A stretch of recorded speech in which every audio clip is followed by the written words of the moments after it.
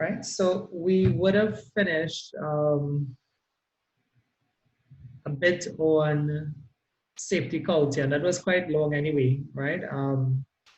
Starting off from, you know, what is safety culture, and that went into things like individual and organization factors. It went into um, types of communication, verbal, written, graphic, and then it went into safety committees, consultation with employees is the second to last one. Then you had training, right?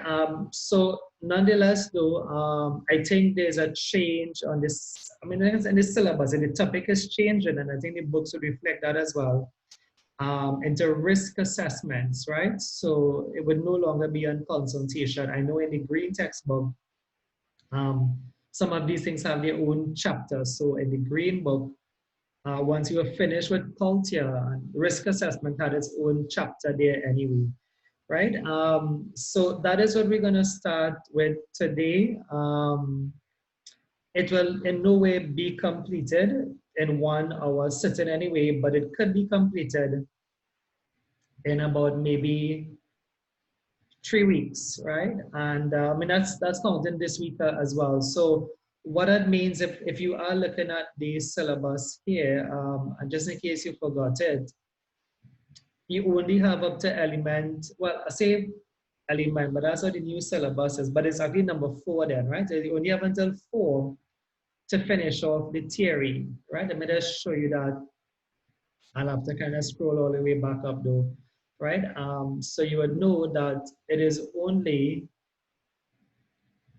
right, it's only elements 1 to 4 that is being tested on the exam, right? So you see here, so we are on 3, the padded risk assessment, and then we just have 1 more to go, health and safety monitoring and measuring.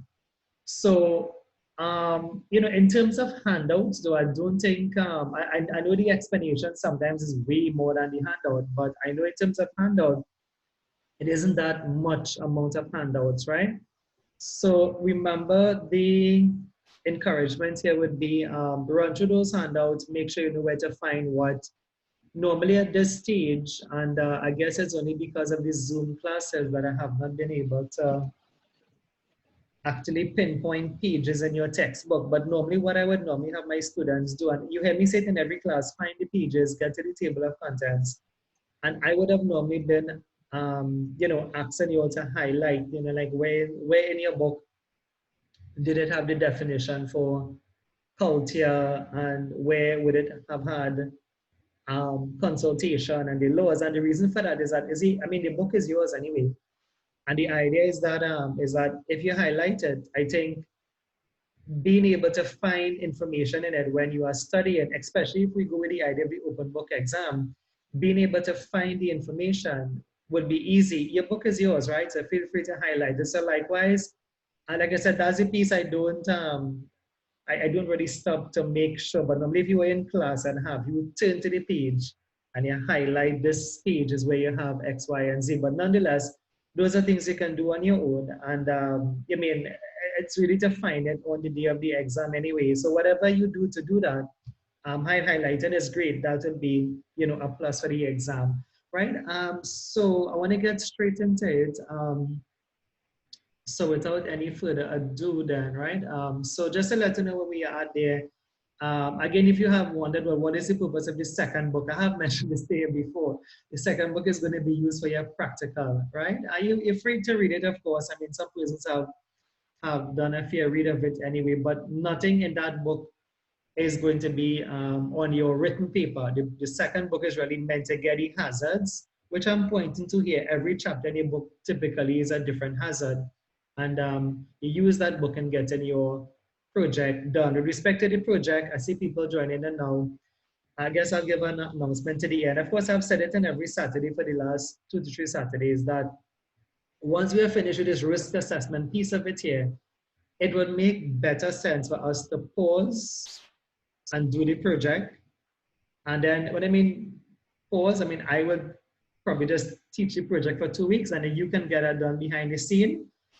the teaching would of course continue. I would continue teaching into element 4. But the project is something you do at home, so you can do that behind the scenes at home when we keep on our normal classes, so that you are almost able to submit. Then you should be able to submit your project. I mean, at least draft anyway, by the first or second week in September, right? By the end of September, you should have had your draft looked at and corrected and should be ready for submitting anyway, right? So I'll give you some more details on that. How the project is submitted.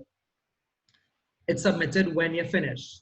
And I mean, when the class finishes. So once the class is completed, we have to apply for that submission date and we have to submit it, right? So that is more dependent on the student than it is dependent on a set date. Then there is really no set date. It is really, you apply for the date once your class is completed, right?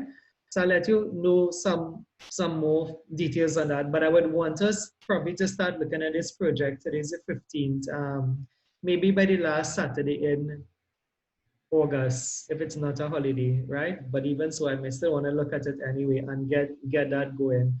All right, so let me just jump into today's class. So you could rest assured you would have to find the chapters in your book, as I don't have mine, and I have the other books here, the diploma book and process safety books and stuff on me here, right? So let's find the respective chapter in the table of contents, the risk assessment. And I know the green book, like I said, because that is the one that I had used. That will be chapter 4 in the green textbook. But to get the part on risk assessment, you may have to forward your pages a little bit. It's not in the first page in chapter 4. You have to turn it a bit and you'll see. Nonetheless, though, I mean, like I said, you all have handouts, and the handouts are, you know, very much, when I wrote these things, I wrote them to be on point, right? Hence the name PowerPoint, but even on point with this syllabus then, right? That, that even if you didn't have a book, right? That once you follow those PowerPoints, and you can just go back and do a matching exercise. You won't have time to do it now. You can just look at the one that I minimized, the syllabus, and look back at the PowerPoint, and almost, you know, word for word, the syllabus says you must know the legal requirement for doing a risk assessment. And then the first thing you see on the PowerPoint is the legal requirement for doing a risk assessment. So could you all just verify, are you all seeing the PowerPoint objective of the session?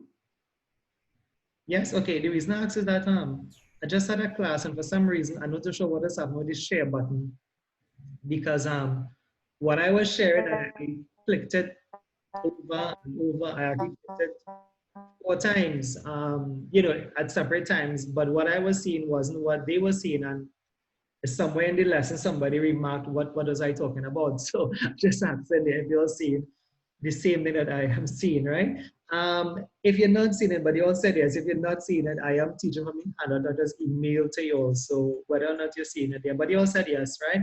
It's the handout that you all was emailed to anyway. And again, these things you're looking at here, this is the syllabus. This is what the syllabus wants you to know: the legal requirement for doing a risk assessment, the aim and objective of the risk assessment, identifying hazards. I think you get the idea, right? And exactly when you go into the PowerPoint, that is what you would see, right? So I'm doing that now, and I'm just gonna get this on the slideshow screen, and I'll make a start, right? All right, like I said, though, for those of us who were with us since, but I mean, you all were here. I don't know if everybody here now.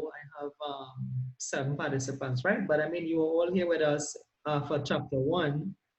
And quite frankly, chapter 1 was the harder chapter. I mean, these chapters are not very difficult. When you look back at it and you look back at things like safety culture, and like what would be individual factors, there's your age, your experience, that wasn't really that hard. When you look back at training, last week class was you know, what would be on an induction training, what would be some things you want to tell persons about, right? The smoking policy, where the washrooms is at the end of the day, the course kind of boils down to be a simpler version course. And again, that is the same thing with chapter 4. There's some stuff to learn here too as every other chapter, but it is in no way as hard as chapter 1 was, right? But this is a revision in how can safety culture be improved. That is the organization and the individual. We had dealt with that extensively, so I don't want to go back to that. You can go back to it and listen over to those videos anyway. So the aims and objectives, and then again, the first thing this syllabus wanted you to know was what is the legal requirement for having a risk assessment, right? And I guess to say this in Trinidad talk, I have mentioned this to you before, wherever you see they have that phrase legal requirement, what they are trying to tell you is they're just trying to ask you what is the law? What is the law that talk about risk assessments, right? But of course, they already talk like us, they would say, what is the legal requirement, right? That they are just asking you to give them the law that says you have to do a risk assessment, right? And the answer for it is Regulations 3 of the Management of Health and Safety at Work Regulations 1999. It requires a suitable and sufficient risk assessment to be carried out, and it is implied in Section 2.3 of the MHSW Act 1974. Now, I would probably go on to tell you here that out of the two of them, hopefully you're not too shocked by this one, out of the two of them, it's actually the first one that is more important. I know we have studied the MHSW Act in detail in chapter 1, but what I could tell you is that if you remember anything in that act, if you remember section 2 there, the duty of the employer, I would ask you to remember, not now of course, but you could do it while I'm talking, right? I'd ask you to remember if anywhere in that law you ever saw me, or even you ever saw in the law, they talk about risk assessments. And if you do a review of that, if you turn back your books to section 2, or even check back the lessons, you would see the answer to that was no, right? The MHSW Act never mentioned the phrase risk assessment. You had all the good things in it, and I know them by heart, so I'll just shout 3 for you, right?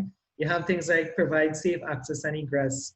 You have things like provide safe plant and equipment, provide safe use, handling, storage of materials.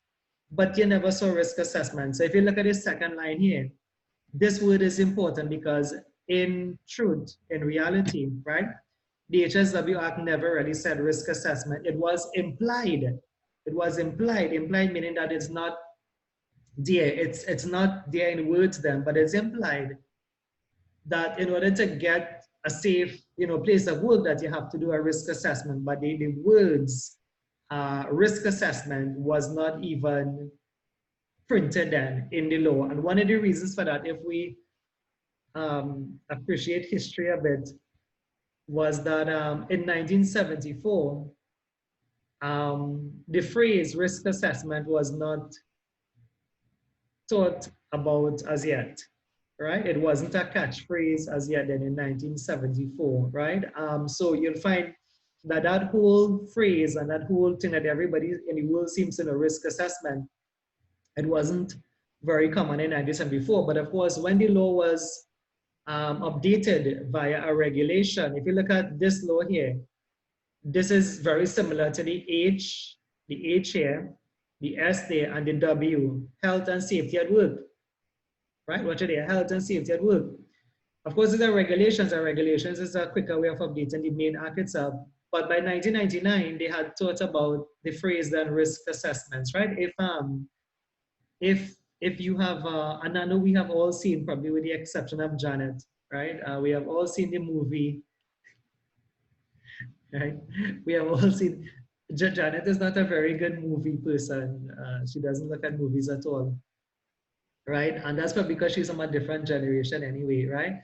But if you have seen the movie Matrix, right? Have you all seen the movie Matrix?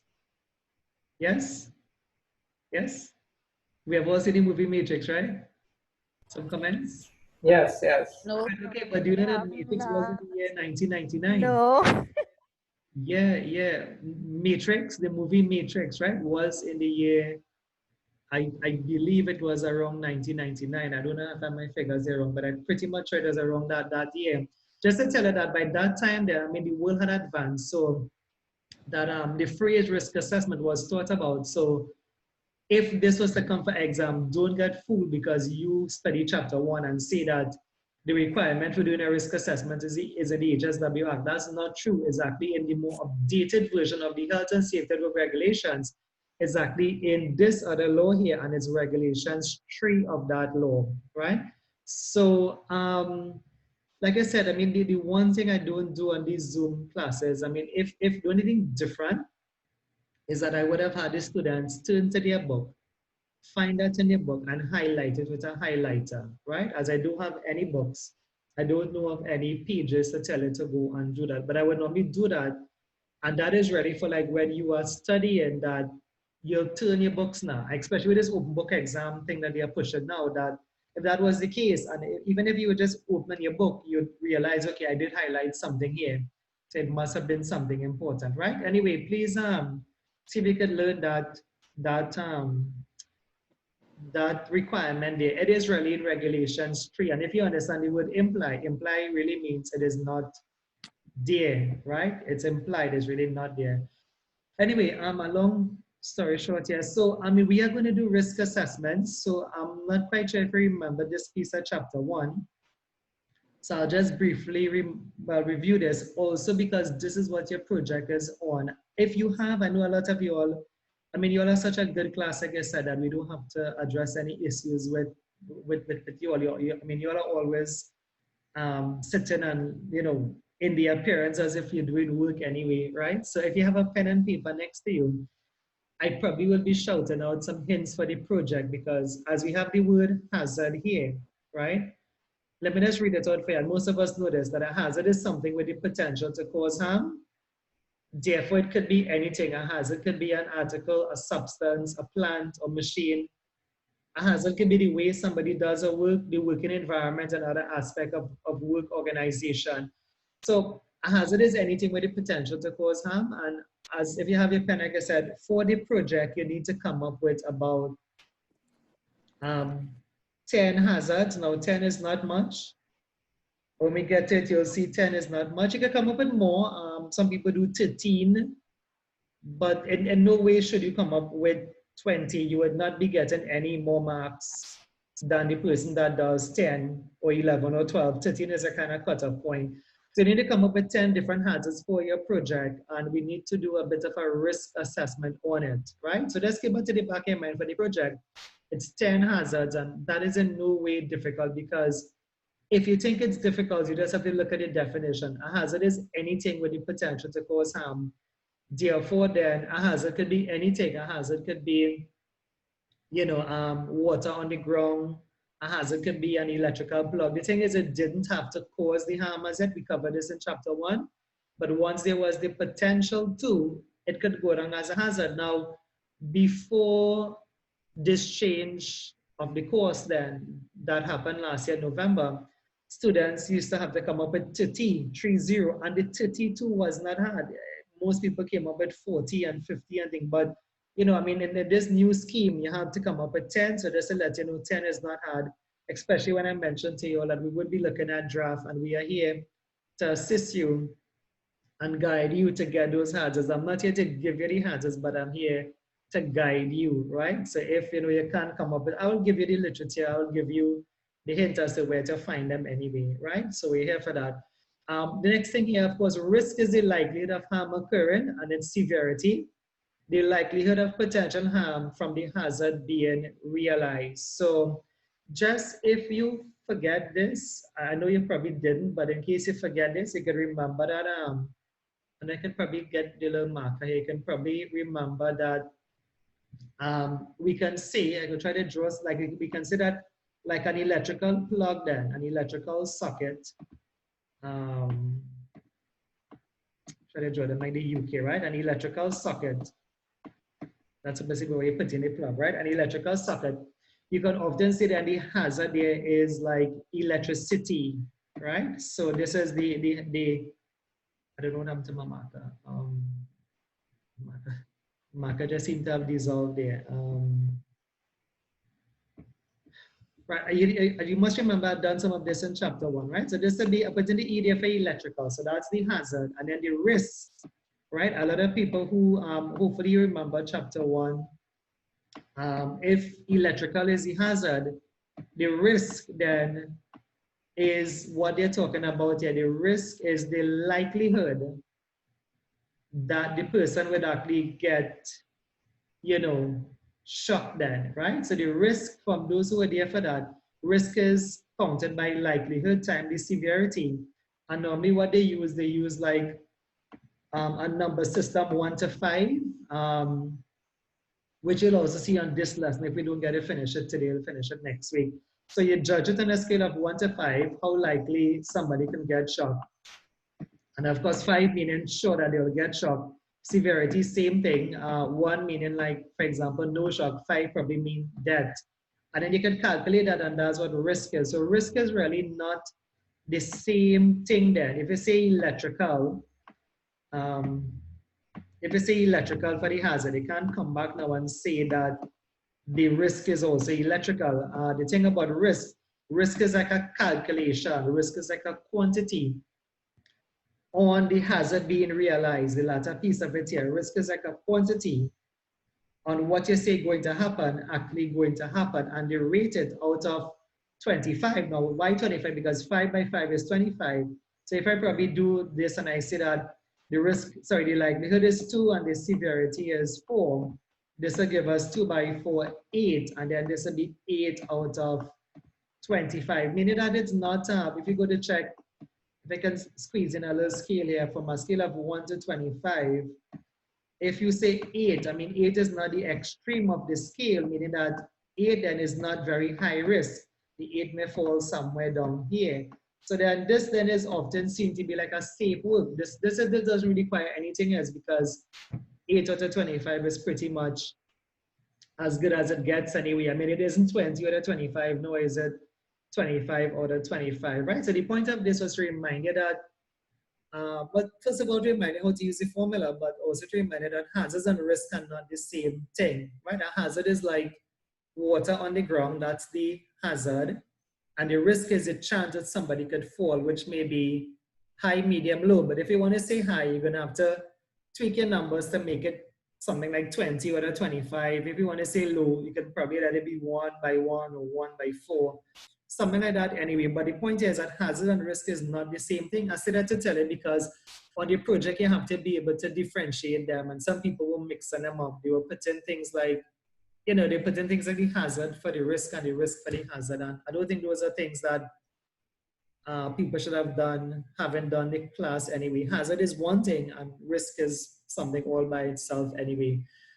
Nonetheless, these things will be on YouTube, right? So you could often revise them whenever I get a chance. So let us clear all of that there now, right? Just in case you still feel unclear with that, remember I will be walking you through the project when that time comes. So when I mean walking you through just like this, I'll be walking you through the form, right? So you can let, just take pieces of it for now, knowing that, you know, you have to do 10 hazards and you have to be able to tell the difference between hazards and risks. When you see it in the form, it probably will be more explicit, right? Seeing that you have the columns actually headed up hazard, right? So, I mean, if you know the class, you can't really get that wrong, right? What is a risk assessment? This is the process of identifying preventative and protective measures by evaluating the risk, that's what we just did, arising from a hazard, taking into account the adequacy of any existing controls and deciding whether or not the risk is acceptable. That's what we just did. I mean, if the numbers was 20 or 25, we would have said it was not acceptable. It came out to be 8, so 8 is pretty much livable. 8 isn't very high at all, right? So that is a definition for risk assessment. You know, I would not tell you to learn it because it does not come for exam before, right? So what I'll do from here, right, I want to do some explanation instead of reading everything, right? Anyway, there are some stuff to read here, so I'll read a little bit still, right? So the objective of a risk assessment, that will mean if you want to kind of put in, you know, some local ways of remembering that, that is just saying, why do a risk assessment, right? Why should we do a risk assessment, right? So to determine the measures required by the organization to comply with relevant health and safety legislation. So why do a risk assessment? If I can scroll back, well, the first reason was that the law said to do it. Look at right there, regulations 3. So why do a risk assessment, right? The law said to do it, right? And even in Trinidad, our OSHAC, the duty to do a risk assessment is under Part 25 of the OSHAC, right? It's the same thing anyway, just different sections. Remember, again, another history lesson, if you were not wrong back then, or you were wrong maybe in primary school, that when they made the OSHAC then, right, they simply just took the UK Act and renamed it anyway, just changed the sections, but we didn't change the actual content in it. Therefore, if I could read this back for you here, if they said employers have to do a suitable and sufficient risk assessment, if you open the TT OSHAC, you'll find the same phrase. It requires the employer to do a suitable, there's nothing different in it, a suitable and sufficient risk assessment. What do you think though is on that different part or section anyway? I think it's part 2, section 25, right? But nothing has been changed then. You know, I mean, the same applied to America and Grenada in 2015 came out with their occupational health and safety law. I mean, these countries, and I say America in that too, I mean, we did not go and try to find another way to say the same thing. We just took it from what it was anyway. And we took it out of the British because remember, the British rule, you know, the new rule including America, until the time of independence and, you know, Trinidad becoming a republic, to change the head of state from the Queen to the current, well, to the president anyway, right?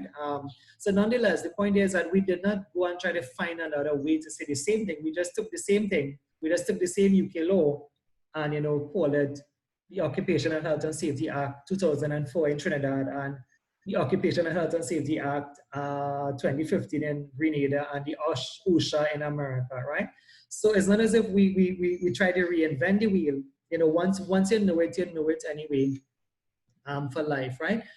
So another reason why to do a risk assessment, to ensure the risk is acceptable, to fulfill a moral duty of care to employers. Remember, you want to make sure everybody go back home at the end of the day, to prevent workplace accidents, to reduce direct and indirect costs associated with an accident. And of course, this is, you know, a link here back into chapter 1, that if you do have an accident, you can have your direct costs like the damage to the vehicle, but then you may have indirect costs like, you know, like compensation payouts, the reputation of the company may go down. Anybody could remember any of those, like an indirect cost? Should I get you involved in it?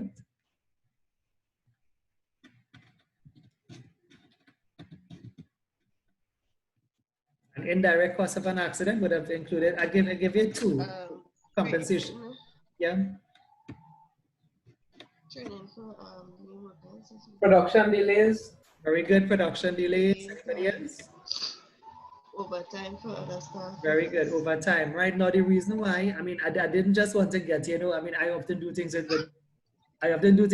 actually two mind now, right? So one is to get you involved, but the other thing was to tell you that that direct and indirect cost is what they give them. That was the first question in the open book exam, right? They asked them for, was a 10-mark question, right? So you could have, I guess you could have gone 5 direct and 5 indirect, but that was the first open book. That was the first question, sorry, on the open book exam, direct and indirect costs. And it was well done. I don't know if you, it's maybe too much to tell you, right? But just to tell you that it was well done. I mean, the history behind it is that I was able to see the papers. They allowed the course providers to see the paper this week here. And I did see the, we didn't mark. I mean, we're not allowed to mark, but we're allowed to see the paper. And it was well done because it was an open book exam. Students went back to chapter 1 or their first handout. I think their first handout have it very good pages and pages upon it of indirect and direct, insured and uninsured costs, and they were able to more than give them. I say more than it because they were able to more than do that for the 10 marks anyway, right? So anyway, that was the second motive for giving you that there, right? So suitable and sufficient risk assessment. Now this is, again, I'm gonna scroll back up. I'll show you a seat already, but I'm gonna let you see that when the law said to do a risk assessment, it didn't just say do a normal risk assessment, it said do something called a suitable and a sufficient risk assessment. Now, I'll tell you what the words mean. In fact, I could tell you here. Let me tell you here as we're on this slide before we go back. Because if we go back to the other slide, it would actually spell it out anyway. Right? So, what is the difference like within a risk assessment and a suitable and sufficient risk assessment? Well, the answer is this, right? A suitable and sufficient risk assessment mean that when you're doing the assessment, right? Again, this is a make a take down on this side as an explanation that you would have to tweak the assessment to suit the person. That's what they mean by suitable and sufficient. I'll say it again. Anybody could do a risk assessment, and that's what you find most companies would have done. They would have done a risk assessment. But when you do a suitable and sufficient risk assessment, you tweak it then to suit the needs of the person. So to further explain, I guess, if you think of someone that is disabled, it doesn't have to be disabled from birth. I mean, I have worked in companies, and a lot of you will have as well too, that sometimes somebody would have been playing football, they would have been on a hike, and over the weekend, and they got damaged. But when they return to work on Monday, they have to go on, maybe the ground floor because they're on crutches, or maybe they're in a wheelchair. No, it doesn't mean that they are disabled for life. It means that their foot may be in a cast or whatever have you. Oh, sorry. Yeah. Right. So I was saying that, that when they say suitable and sufficient, that is what you consider. You have to consider the needs of the person, right? What about if it was a pregnant employee? Would you not consider that? A very old employee, I'm saying very old, but that might not be the word to say, but it was an elderly employee then who may have a bit of hearing problem or vision problem, right? So when they say do a suitable and sufficient risk assessment, they are suggesting, I'm trying to find my eraser in the box here, right? That you consider the needs of the person, and that is what would make the assessment suitable and sufficient. So if I can go back to the slide that I was on, and those of us who work, like I said, you would understand that a lot of companies have done general risk assessment, but it has not been suitable and sufficient. So this is what the explanation is for suitable and sufficient. They say risk assessment should identify all foreseeable risks.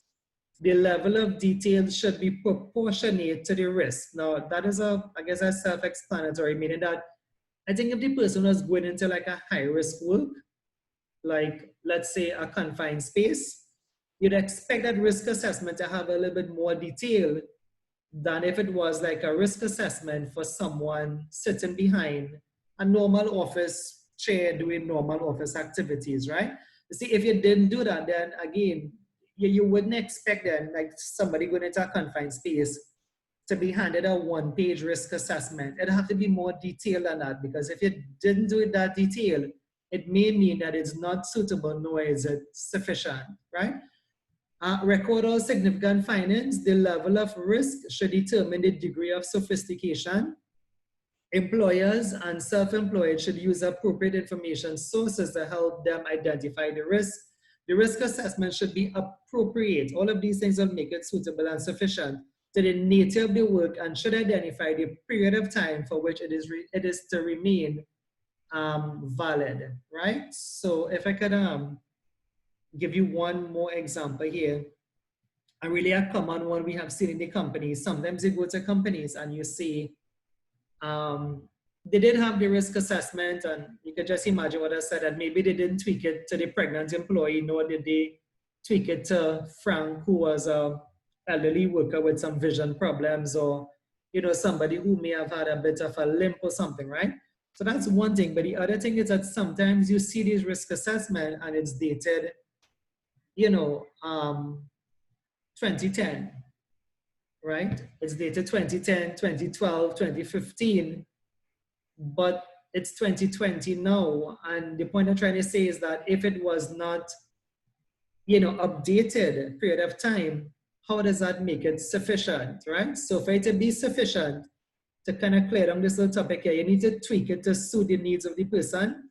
It needs to have the same detail as the level of risk. Simply saying more risk, more detail, And it needs to be updated every year. That is the OSH Act, by the way, in Trinidad, right? The OSH Act says this thing must be updated once a year.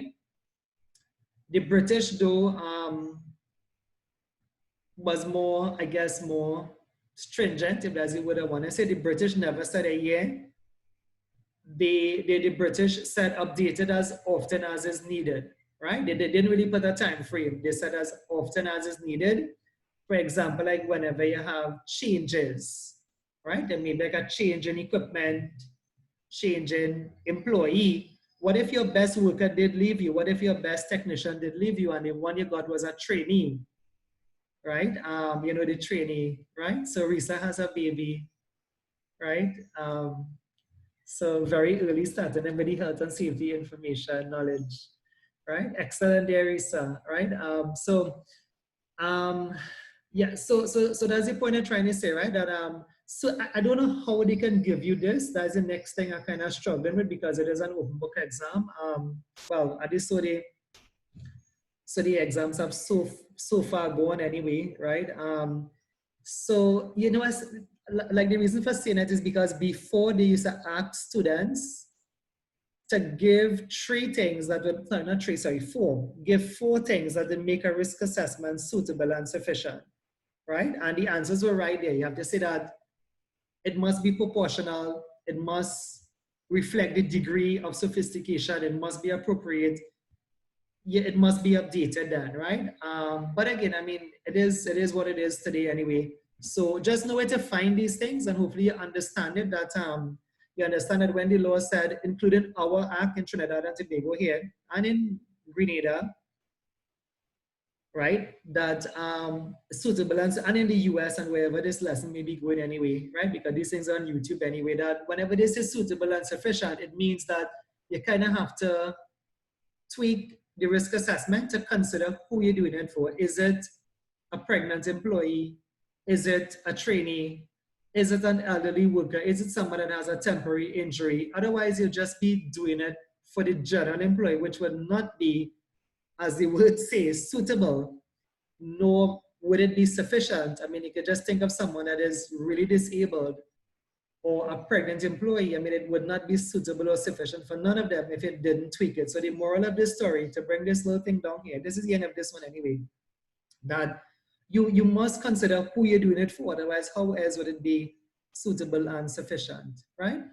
The rest of it is some explanation. The rest of it is nothing to learn, as you may have picked up from my first lesson, that risk assessments can be judged to be qualitative. Qualitative meaning they say high, medium, or low, right?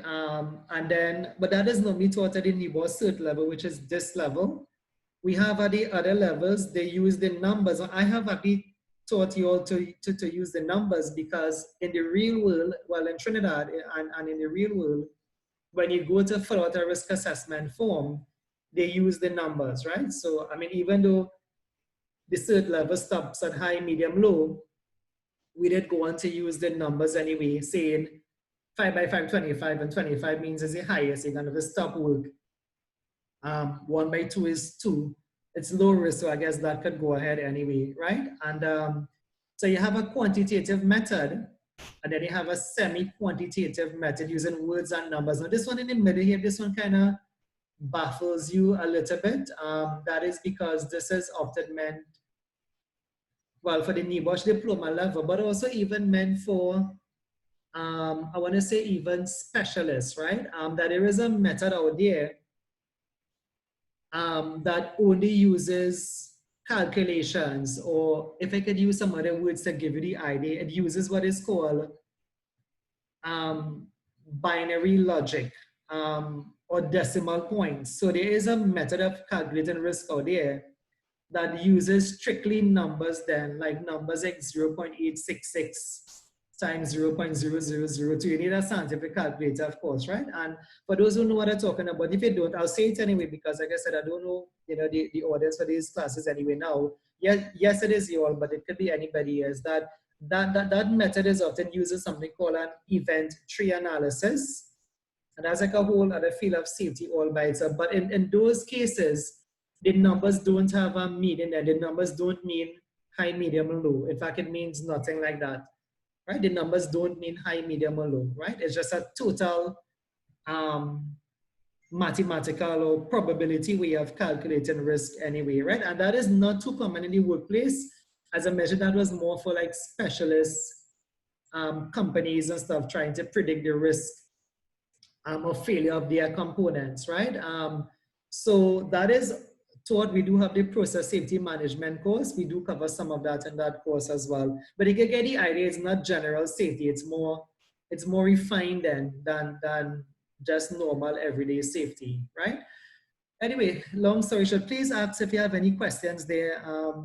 If anything there did baffle you, just remember that at the third level, high, medium, low, and we have actually taught the numbers as well out of 25, but to appreciate the whole thing, know that there is other methods out there that uses more mathematical type calculations anyway, right?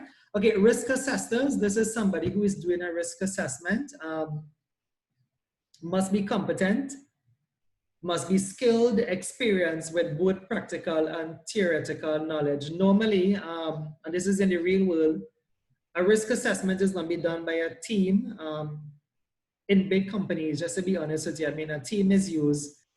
And if it's not a team, the person still has to go around and ask. I mean, one person, if it is the HSE person, has to go around and talk to the other persons on how to get certain things done, right? So team can include the HSE manager or professional, a supervisor. And I guess I just picture this, this doesn't mean that they are the ones going. It may be that you are the one have to go to them.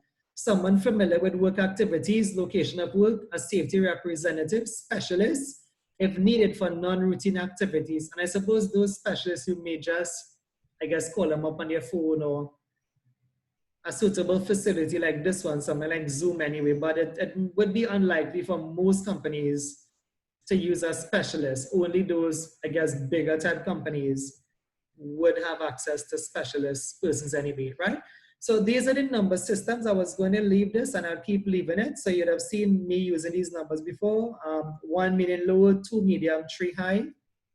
And then again, those numbers are really taken to go up to 5 as well, right? If you use a good matrix, you can find a good matrix anyway on the internet to calculate risk. And like I said, to the end of this lesson, somewhere has one, but we would in no way reach there today. You can download the most common matrix. So those of us who work, you know, if you're looking really to get into safety fast, just go to Google and download a risk matrix. You'll see it goes up to 5. You know, eventually we will come to it in this course anyway. All right, it's just after 1. I didn't realize 1:15, so I will have to do some explanation here. I'm going to break these things down for you a bit and pick out, you know, what you needed to know. So this is the same law. If you look at it on top, the regulations 3 of the Management of Health and Safety at Work Regulations 1999. It did say the same thing. You must do a suitable and sufficient risk assessment, right? And you know, the law says here, where the employer employs 5 or more employees, he shall record all significant findings and any group of his employees identified by it as being especially at risk.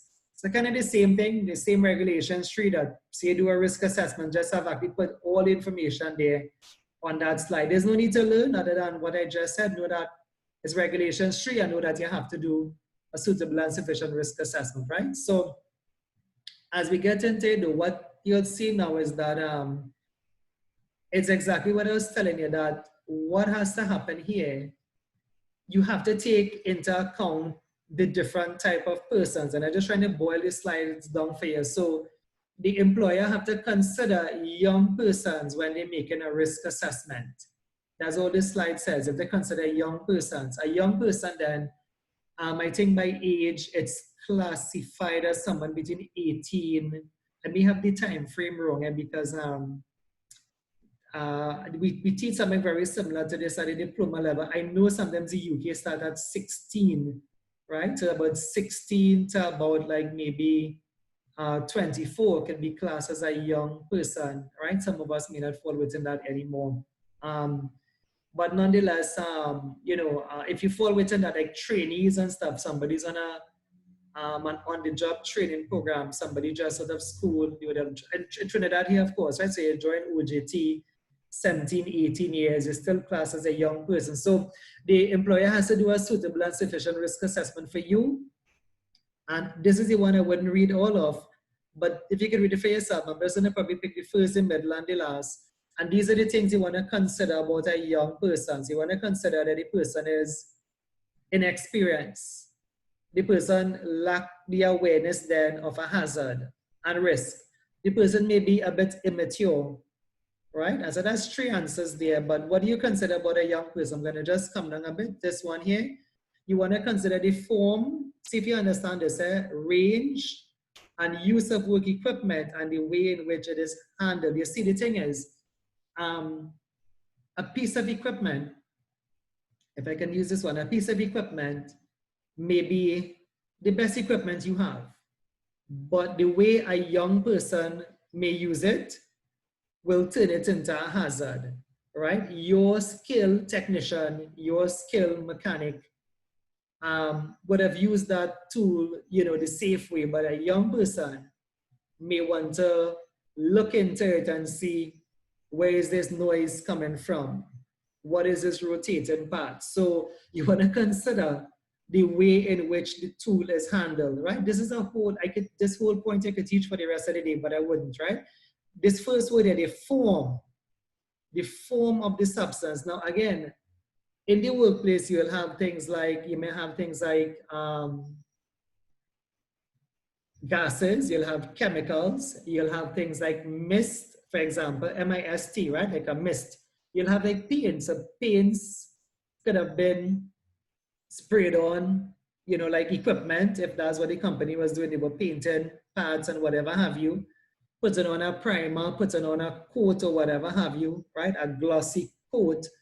And why do you want to consider the form of the substance? You see, and not really an elderly, but a mature worker, having worked with these chemicals and agents, right, before, they may not be aggravated by it, right? They may not be aggravated by it, but a young trainee comes in to the area where you are painting and the smell of it, the odor of it, causes the person to become nauseous. Worse yet, some of the aerosol particles from the mist, or maybe some of the dust particles and whatever you're working on, got on the person's skin and caused a severe case of dermatitis, right? So you want to consider, and again, like I said, I can teach us on whole day, you want to consider the form of the substance and who it is coming around it. It's a young person. In other words, that, you know, how, what is this saying we have in Trinidad? The saying we say is that, I think they say that,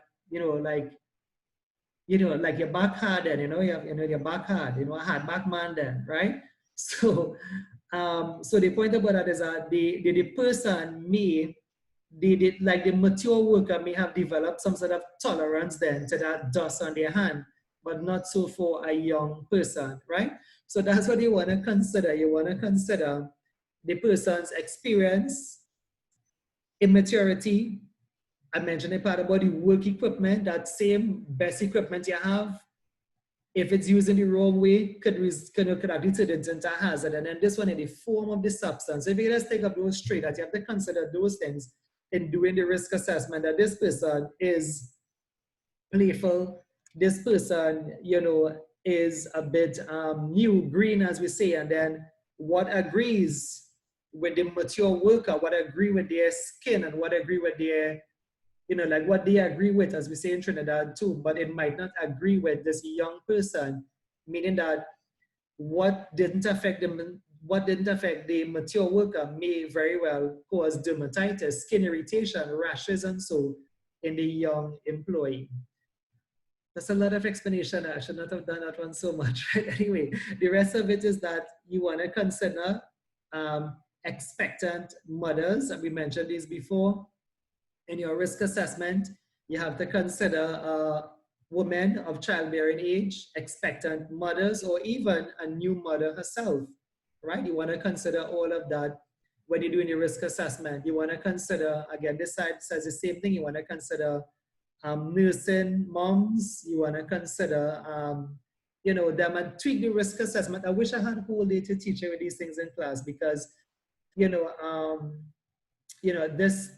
other than the context, it have a lot of practical application in Trinidad, that what is advised if somebody was pregnant was that you have to tweak the risk assessment throughout the person's pregnancy. So the different trimesters, then you tweak the risk assessment throughout the person, pregnancy in any way, right? That is fitted to the person.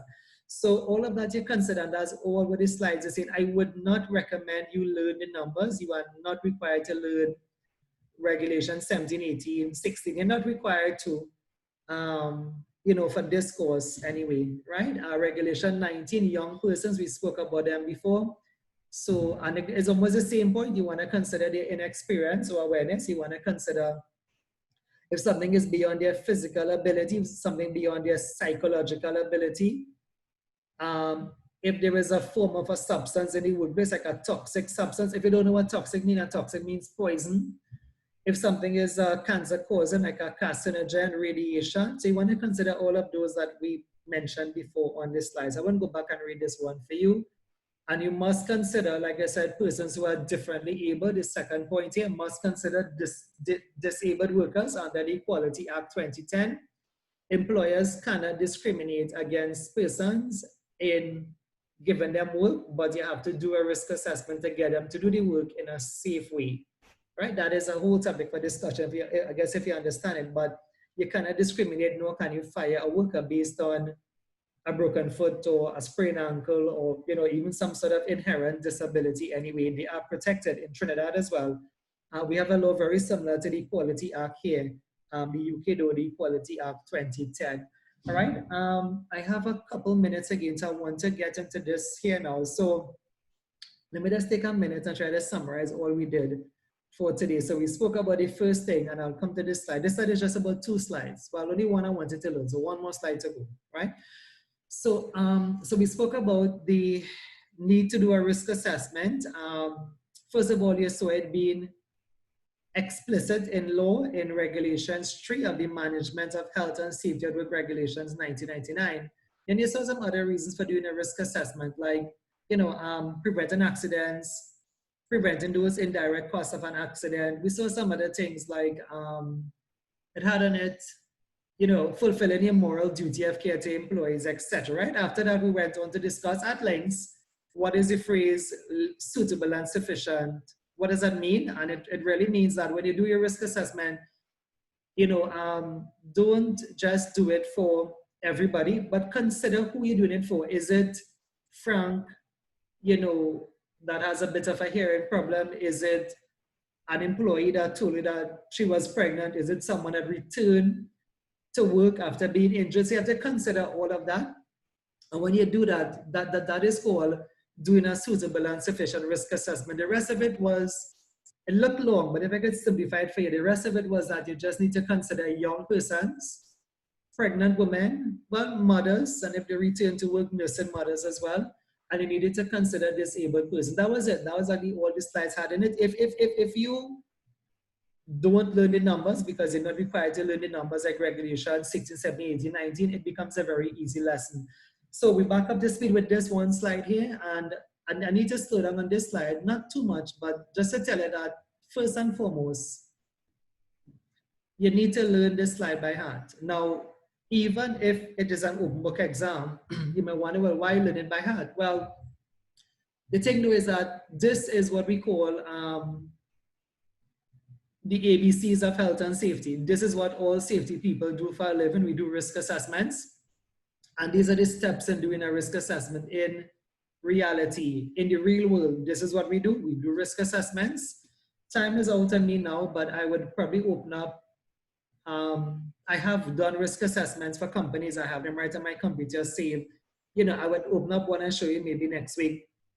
So you'd see, so that, you wouldn't want to be a safety out there and you don't know the ABCs of health and safety, which is the steps in doing a risk assessment, right? So I'll start by telling you that these steps have a proper name, right?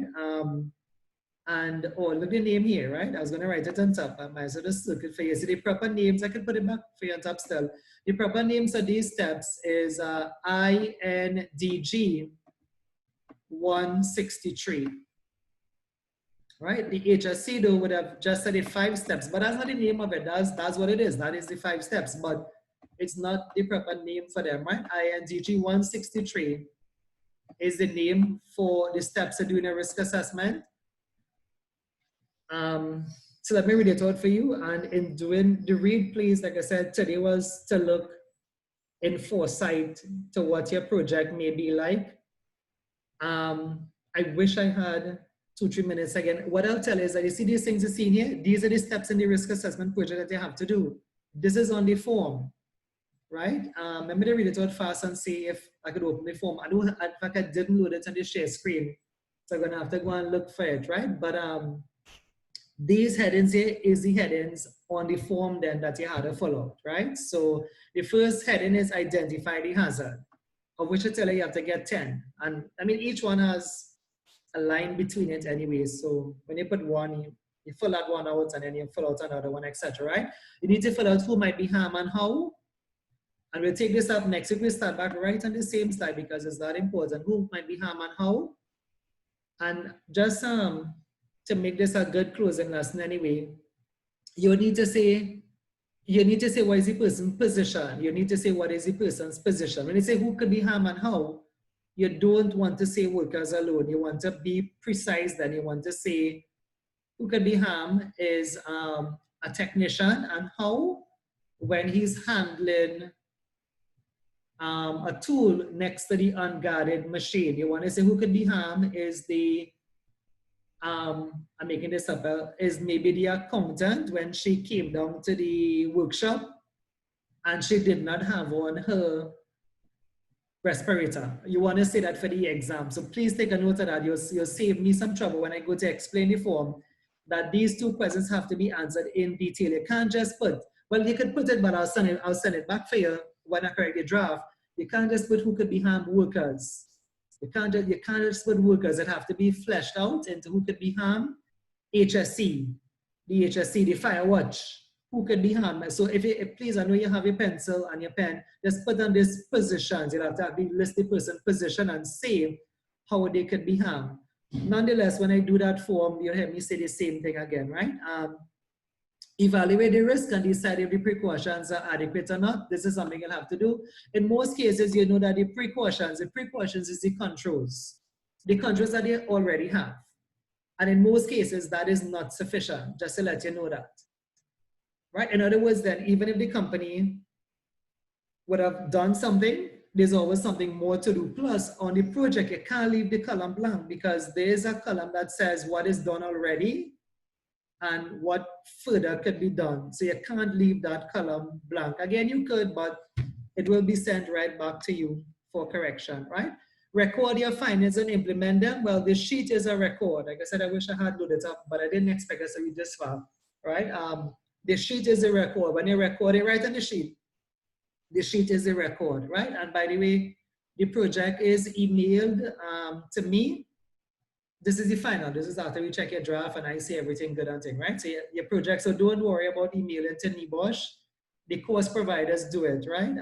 You have to upload your own project though. Sorry, my mistake. You have to upload your own exam because remember you are doing the exam at home. But the project is emailed to me and then we upload it to the NEBOSH site. So that's one less stress for you to worry about. It's actually harder for us to do, right? Review your assessment and update if necessary. So at the end of the sheet, it normally have a date. So you have to kind of say the date for review. I was wondering if by any chance I could have find that project for you. Now I would have to, I don't have it loaded up on the share screen. So oftentimes the only way to get that, I'm talking you all through, is to go back on the documents and try to find it, right? But this is exactly where we will start from next week. So we are finished there. See if you have any questions. I'm just trying to kind of, if I can find the form, I didn't mind and take just a visual look at it. So that's what I do in the background here, right? or maybe even show you someone's form, right? But I'll need to bring it up. I have to put it on my share screen and then I have to share it with you all. So just see if you have any questions there. And if it takes long, I'll just stop the session, right? There's now 1:30 and I am sharing it on my screen. So once I see it, I'll be able to share it with you, right? Any questions, anybody? Right, as you all, but there are no questions there. Just to let you all know, remember, for those of us who don't know, remember we do a lot of safety courses now, right? I mean, you know, I'm often wanted to open the ACTT page and show you as I thought about it now. Please, you could just look us up under the ACTT list of, you know, registered institutions. I know you all only see me. Of course, I know there was a class who never saw me at all. That was the class with Nigel Sukram. But you all only see me. And please don't get the idea that the school is one person, because you have students who never actually had me as their teacher, right? So it's quite a bit different anyway. But because of this thing with COVID, I know everything is kind of on Zoom anyway, right? And again, I signed on to be your teacher anyway. But the point of this is that we do have a lot of other courses behind the scene. And this is not that I wanted to do it, but the point of me telling you sometimes is to tell you that, you know, you can really start a career here and finish here, like a lot of our students, a lot of people out there. Yesterday I was talking to someone from Atlantic LNG, and I know you all know some people down there, those of us who work and stuff. And they were telling me, I know I've mentioned this person to you before, but they told me, but they not told me, I knew about it before, but the person said it to me yesterday, and I said, fresh on my head. The person said, Bal, a guy by the name of Bal Chan, is the chief safety right now in Atlantic LNG. And I remember that guy studying here from scratch anyway, you know.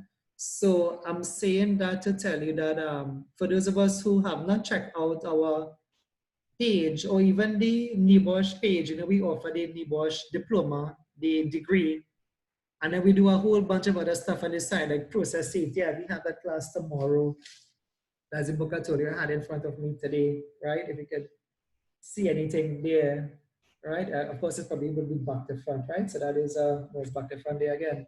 Process safety management. And then we actually have the oil and gas, a new qualification that we are bringing to Trinidad, at least with this school anyway, in NEBOSH oil and gas qualification. So did you all, so I was just trying to kill some time there. So can you all see what I put up there as the view screen? Are you all seeing this paper? NEBOSH, Yes. okay, good. Okay, right. So Yes. that's still in time to see that. Okay, right. Somebody should have told me. Okay, so this is the learning pipeline. Sorry, this is your guidance for doing the project. So I'm going to scroll all the way down. I just wanted you to take a look at the table now, right? And I would walk you through, for those of us who are looking at this, you see each of these, sorry, I would walk you through these things that you have to do, trying to find where they have it in the spaces. Okay, I probably didn't come across it yet, right? But these is, I would walk you through, the idea I want to tell you is like paragraph by paragraph, because it comes down to be like this then, okay, like what you're looking at here. So I'll walk you through paragraph by paragraph as to what you need to put in those spaces and the table, right? So don't worry about it too much if you haven't done safety before. The table, if you get just spot on what you're seeing here, you must find and record how much hazards. How much, for those of us who see it, you must find and record at least how much? Anybody? 10 different hazards. Okay, 10 different hazards. So you hear me? 10, 13. Right, I just want you to see that I wasn't lying to you, right? And then the table looks like this, right? So I don't know how big you can see this based on the view, but the point I'm trying to tell you is, if you remember the steps I just taught you there, the steps I was telling you is the heading in the table. Watch the first heading. The first heading is, what was Identify the hazard. Step one was identify the hazard. What was step two? Who might be harmed, right? Who might be harmed. When I tell you, learn the steps, I don't want to really learn the steps for the project, because the project is open book, the exam is open book, if you want it to be that way. I was saying this for like real life now. In the real world, you are given a risk assessment similar to that, and you have to fill it out. A risk assessment, for those of us who don't know safety, it's not hard. It's not rocket science, then I could think of so much things in maths. Like when I did CXC, maths is harder than this. I could think of things in engineering. I think for those of us who know, I taught a bit of engineering maths for city and girls at one point in time. And this is nothing compared to that. This is just straightforward. They just put in noisy hazard vibration, who could be harmed. What are they doing already? What further action needs to be done? Put a time scale, and you're good to go. This is not rocket science at all. But in a way, I want to tell you that in the real world too. I mean, look, I do this. I do this for the school, yes. But before I did this in the school, I used to do this for a living. I would, I still do this, by the way. I still do consultancy for companies, and I will do risk assessment like these, right? Like fill out these charts. Now it tends to be more than one. I wish I could show you that, but I'll show you that next week.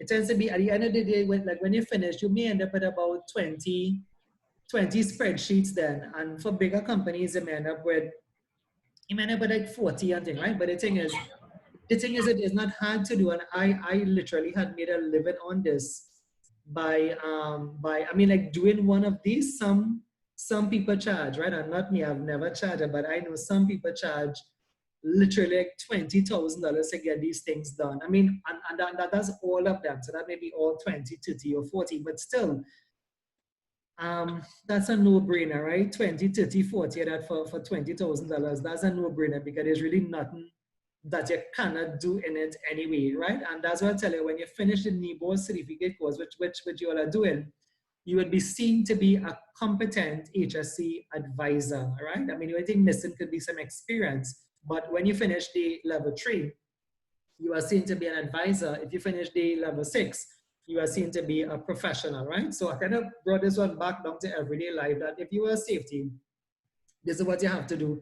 Think it not strange, it's nothing hard to do, and literally you can do this. I started off working for Massey as a consultant on this side, right? And on this, even this week, a company requested my assistant to do it'll be risk assessments, and I wouldn't tell you the money as yet, because I might know all so good as yet, right? But I wouldn't tell you the money value. But the money value is not small money. Then it's not like $1,000, $2,000, $3,000. It's way much more than that to get these things done. So I said that to tell you too, that those of us who are young, and yes, if you have a family, right?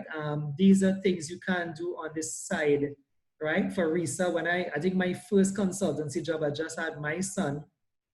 And I mean, just being glad to help a company out to do a risk assessment, and they were paying me just for one sheet. This was just one sheet, was actually $5,000. So when you get your qualification, I mean, even Tanya, those of us, if you can get these things done, there's no reason why you cannot, present yourself to a company and put yourself out there as a consultant and get these things done and get some monies on the side.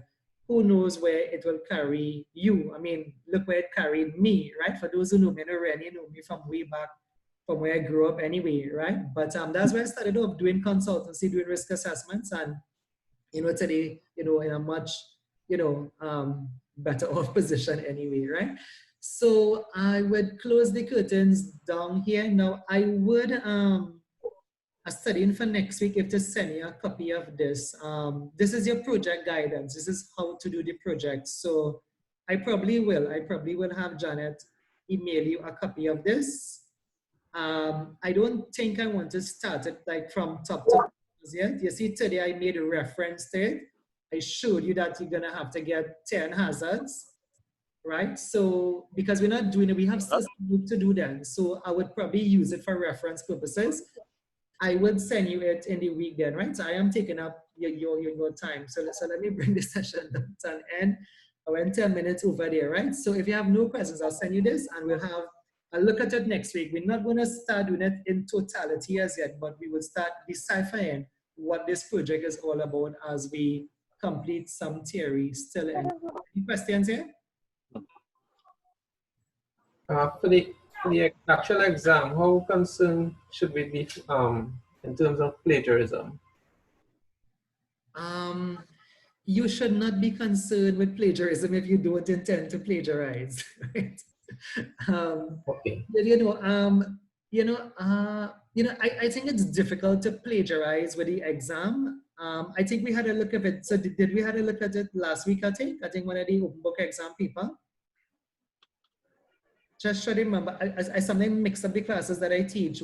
So were you only one? Yeah, we did. Right, I think it was you. Yeah, I think it was you. The reason I did have another class any week and I did the same thing with them.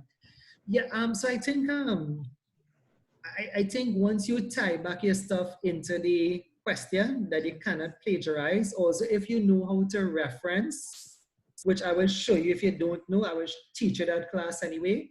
I mean, it is okay to take something from the book. It's okay to take something from the internet, but you just have to give credit now to like who it is said it. So if you took something from your book, let's say it was let's say it was this. Let's say you took you know, the hazards from chapter 7 in the green book, and if you have the other book, the book that's called NG2, that's actually better. If you take the hazards from off there and you took maybe a line from there, just say this was stated in RRC, you know, I'll show you how to do it. As long as you give the person credit for it, the author of the book, if it's RRC 2020 or 2019, you know, so they put that in bracket. I'll teach you that as you get into that. Once you do that, you do not have to be afraid of plagiarism. But you know, like I said, I mean, the first thing I said, I want to go back to that. When I did my courses, I remember my course wasn't like yours now. I mean, I guess your course is different now to how we did it. But I did do my master's. You know, it had, you know, a very similar approach in that we had case studies and we had projects to do. One of the things plagiarism never stepped into my mind because I never plagiarized. And what they did, for those who know, if we have any UE students, I think we have some UE students here. What they did at UE, they used to feed, and this is, I mean, I taught in UE too, so I didn't do my master's, but I taught at UE, right? At UE, we run your project through a software called Turnitin. Anybody familiar with that? Yes. Right, and what Turnitin would have done is Turnitin would actually bring up your percentage of plagiarism. Now, I tell you, I never worried about that. That never entered my mind. I would write my project, I'd write my stuff, and when I upload it, I would see my percentage of plagiarism is things like 0.22, which is like beyond low, right? 0.22%, right? So I'm saying that, I mean, just to kind of put you at comfort here, the first thing I'll tell you is that NEBOSH, as far as I know, they are not using Turnitin, right? As far as I know now, things could change, but they are not using Turnitin. And by the way, Turnitin is only pick up if you put 3 or 4 words in the same line as how it was said before. So if you're smart enough, you could just turn it up or turn it around a bit. The other thing is that you could put those 3 words, just have to say as cited in Phil Hughes and Ed Ferret, whoever wrote your book, or as cited by the HSC. And as soon as you put as cited by, even if it comes up as a plagiarism percentage, when they check it, they cannot take you there for plagiarism. Nonetheless, I repeat what I said, NEBOSH is not using Turnitin. I have seen no evidence of them using Turnitin for this open book exam as yet, right? As I said, that was the first one was August the 6th.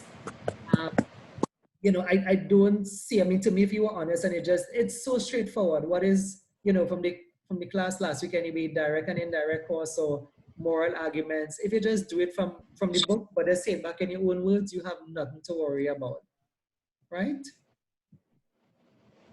That's a long explanation right? Anyway, I'll close up this session here. I wish you all the best, folks. I think they say we have a government information media briefing that's going to start at 2. So I guess if you are around a television and you look at local stations, I have to go and reset my TV now back to local stations. We'll have a look at that and we can see maybe what's going forward for maybe the term coming up ahead anyway. But like I said, the open book exam and this project, nothing is affected, right? Semester, if schools open in September, regular schools are talking about now, right? If school open or whatever have you, that is, you know, not affecting the structure of the NEBOSH, at least the way it is now anyway. You know, I should probably stop this recording. I've talked a lot there. This recording will be very long.